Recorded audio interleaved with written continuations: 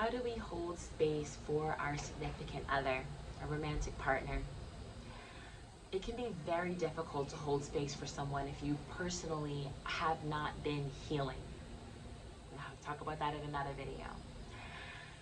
And it's even harder when there is entitlement and expectations that you put on this person, on how they should love you and how they should do things and the way you think that they ought to show up, right? Remember that your reality is yours and their reality is theirs. The same way you've had to go through some messy stuff, they're having to do that as well, you know? And holding space for them means that you're, again, not holding anything over their head, that you are present, and that you are understanding that their process may look different from your process, but at the end of the day, there is love, there is a divine connection, there is a reason that the two of you are aligned and together and here in this very moment.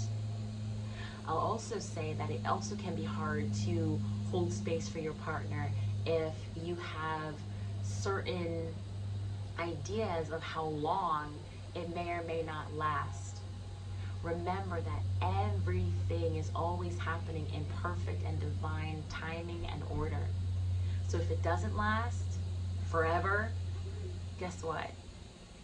You still got to do the work that you needed to do, and they still got to do the work that they needed to do. Because the blessing here is that all the messy stuff that's coming up that has to be healed and dealt with while you're in this relationship, it was able to be done right here, right now, because they are providing that space for you. They are providing that reflection for you, and you for them. So how beautiful is that? That they get to heal a part of them that they hadn't even thought twice about in years, because you're in their life. That you get to heal parts of you that you hadn't even thought about or thought you could touch. Let's say you knew about them, but you couldn't even touch them.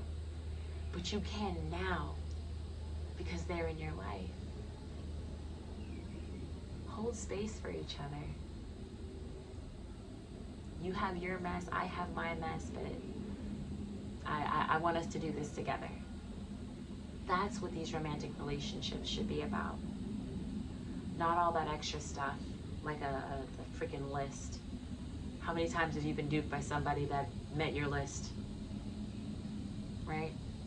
And they technically didn't dupe you, you kind of duped you, right?